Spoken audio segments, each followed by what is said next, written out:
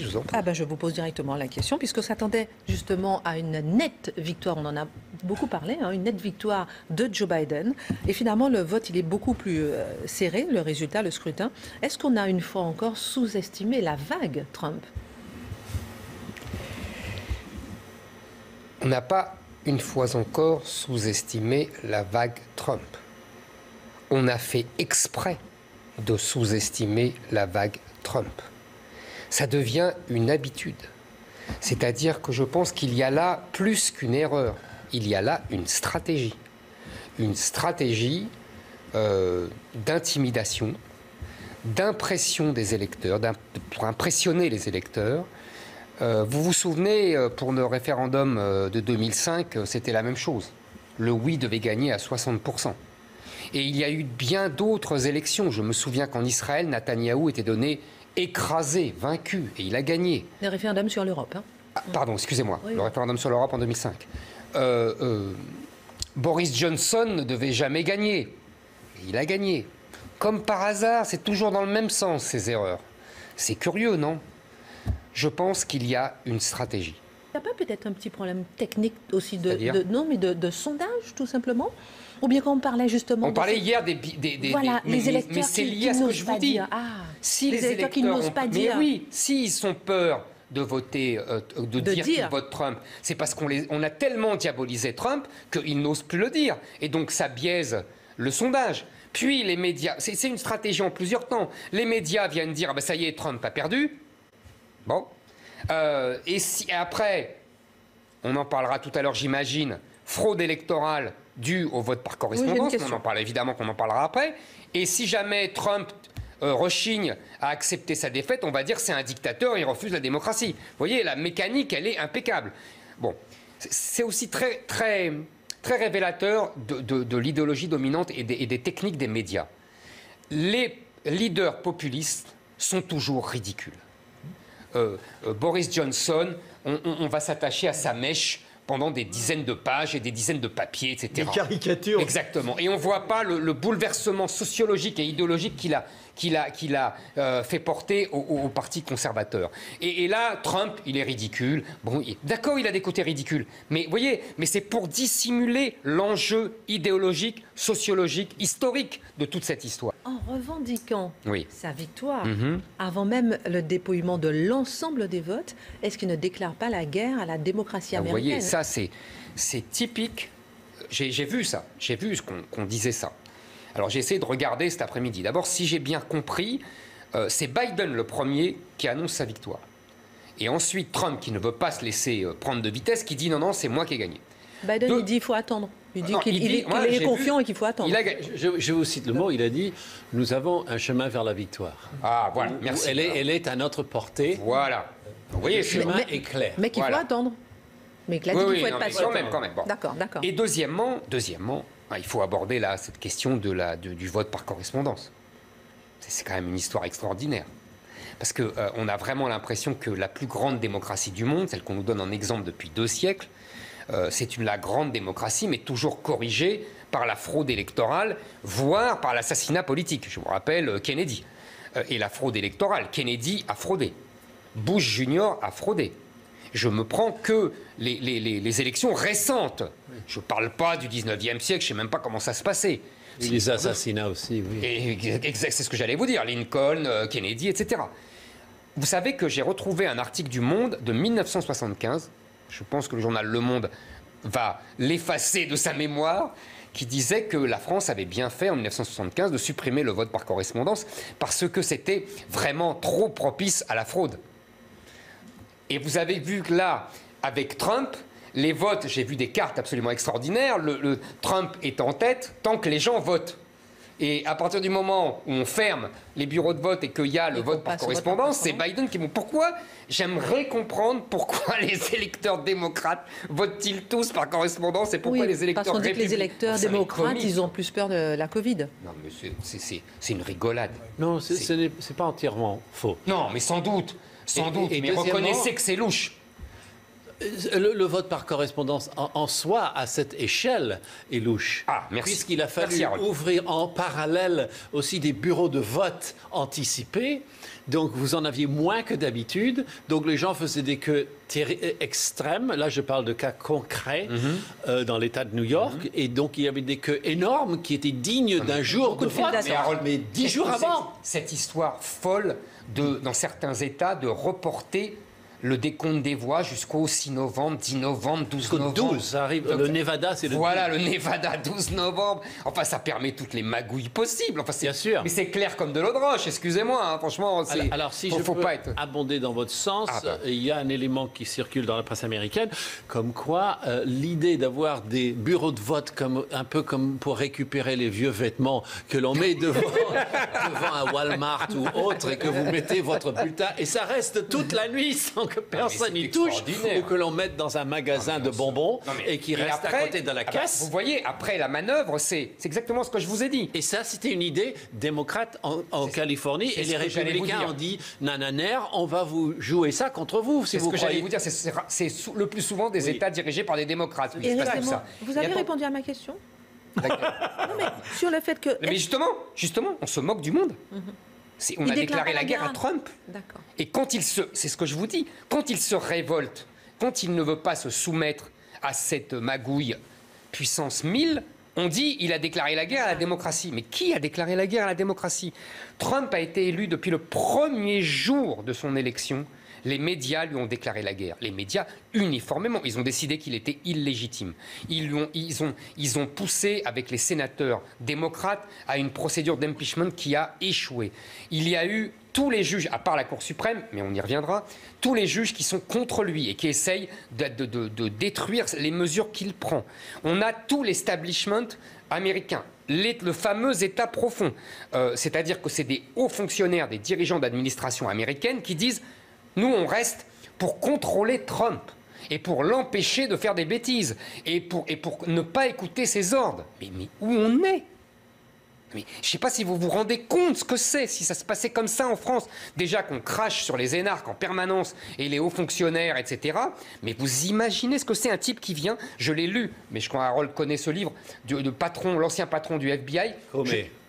J'ai lu ce livre. Le type explique benoîtement qu'il est là, il est resté uniquement pour empêcher Trump de prendre certaines décisions et pour ne pas obéir à ses ordres. Mais qui il est, ce type? Mais l'autre a été élu par le peuple américain. Non mais quand je vous dis, là il y a un vrai problème. Et il va y avoir un deuxième problème. Je pense que la démocratie américaine est très malade pour plusieurs. Ah oui. On est d'accord, hein. Le deuxième problème, c'est que si Biden gagne, il n'est pas sorti de l'auberge. Parce qu'il va avoir le Sénat contre lui et il va avoir la Cour suprême contre lui. Donc en fait, il ne gouvernera pas. Et troisièmement, encore plus profondément, vous savez, on a parlé hier des oppositions très dures entre l'extrême gauche et la droite trumpienne qui sont prêtes à en découdre. Des deux côtés, on s'arme, etc. Vous savez, la démocratie, qu'est-ce que c'est? C'est quand la minorité accepte sa défaite devant la majorité parce qu'elle estime que ce qui la sépare de la majorité est quand même moins important que ce qui la rapproche. Est-ce qu'on peut rajouter un codicile? Ça veut dire aussi que la majorité accepte de ne pas détruire la minorité. Bien sûr. Mais d'abord, la minorité accepte sa défaite. Sinon, c'est la guerre civile. C'est les États-Unis entre le Sud et le Nord. Alors, en parlant de ça, est-ce qu'il faut le considérer? Et donc là, oui, je pense que aucune minorité ne va accepter sa défaite. Donc, est-ce qu'il faut considérer... Parce que le pays ne se reconnaît plus. C'est-à-dire que l'éventuelle majorité et l'éventuelle minorité ne se reconnaissent plus membres du même pays. Et ils pensent qu'il y a de telles différences entre les Black Lives Matter d'un côté, avec toute la gauche démocrate, vous êtes décolonial, vous voyez, LGBT, etc. Et de l'autre, une droite conservatrice, populaire, dans les États du centre des États-Unis, qui estime que les autres sont des traîtres à l'Amérique. Vous voyez, il y a deux Amériques qui ne veulent plus vivre ensemble en vérité. Et qui donc peuvent très bien s'affronter demain. Vous êtes en train de me dire que, par rapport aux propos de Donald Trump, vous ne le considérez pas comme personnellement responsable d'éventuels débordements qui pourraient secouer l'Amérique à l'issue des résultats? C'est l'inverse. Pourquoi on est arrivé à cette situation-là que je viens de vous décrire? C'est pas Trump. C'est pas Trump qui en est la cause. Trump n'en est que la conséquence. C'est un phénomène au long cours, dont j'ai déjà parlé ici, qui vient des années 60, des mouvements dans les universités, de la gauche américaine, qui a miné tout l'équilibre politique, national, social, culturel américain. Il faut lire Alan Bloom, par exemple, qui est remarquable sur cette problématique-là, et qui a bien décrit tout ça. Tous les grands intellectuels conservateurs américains ont très bien décrit, et Alan Bloom, à mon sens, est le meilleur avec Huntington. Huntington, dans Qui sommes-nous, annonce une prochaine guerre civile aux États-Unis. Une prochaine guerre de sécession. Sous-entendant. Ah, on est d'accord, hein? On est d'accord. Donc, si vous voulez, c'est pas Trump, il n'y avait pas Trump à l'époque. Trump, qu'est-ce qu'il a fait? Trump, il est le premier du Parti républicain qui a accepté le combat contre cette gauche-là et qui ne s'y est pas soumis. Quand on voit aujourd'hui George Bush Jr. faire campagne avec Obama, on se rend compte, c'est exactement comme chez nous, si vous voulez, les Chiraciens, avec la gauche, qui se soumettent tout le temps à la gauche. Oui, c'est la même logique. Donc Trump, la seule différence, et pourquoi il les rend fous de rage, vous vous souvenez, j'avais souri quand il avait annoncé qu'il ferait quand même désigner sa nouvelle membre de la Cour suprême. Ah oui, oui. Ben voilà, c'est ça Trump. C'est la seule différence avec les autres, c'est qu'il ne se touche pas. Alors, encore une fois, Marc a raison, il a des tas de défauts, tout ça on le sait, mais c'est pas lui qui provoque, il est la conséquence.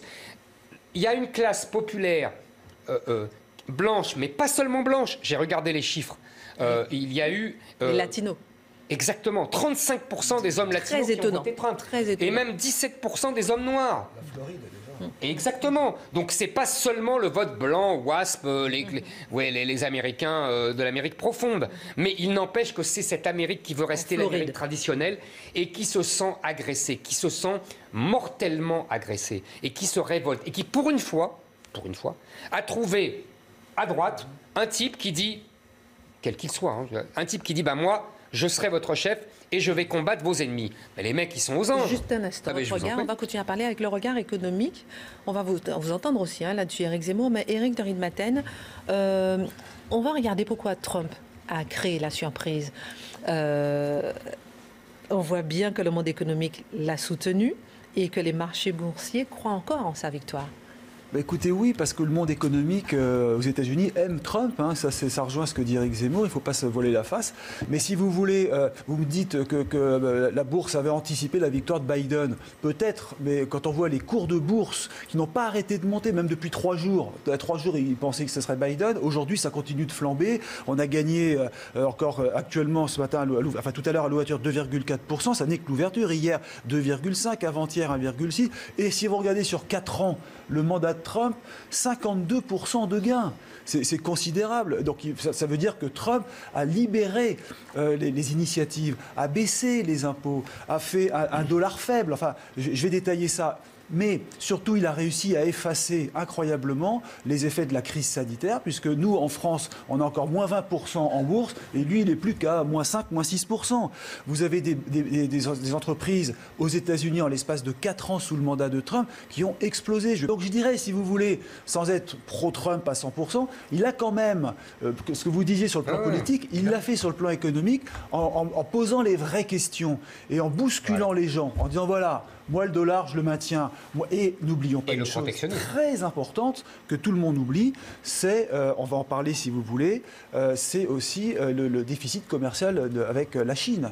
Hein, si vous regardez les chiffres avec la Chine, c'est quand même considérable. Le commerce extérieur, lorsqu'il est arrivé au pouvoir Donald Trump, les États-Unis vendaient pour 130 milliards de dollars de marchandises, du soja, des voitures, des avions. 130 milliards, c'était ce que vendaient les États-Unis à la Chine. Et ils achetaient pour 505 milliards. Vous imaginez l'écart? C'est ça qui a mis en furie Donald Trump. C'est comment ça se fait? Je ne vends rien aux Chinois et eux, et je leur achète plein de trucs. Donc il y a un problème. D'un côté 100 milliards, de l'autre 500. N'oubliez pas le chômage non plus. Hein. Donc aujourd'hui, on a un taux, vous allez voir, un taux de chômage qui est quand même très faible aux États-Unis, puisqu'on est redescendu, ils sont redescendus à 3,5%, malgré la crise sanitaire. Aujourd'hui, avant ou après Covid?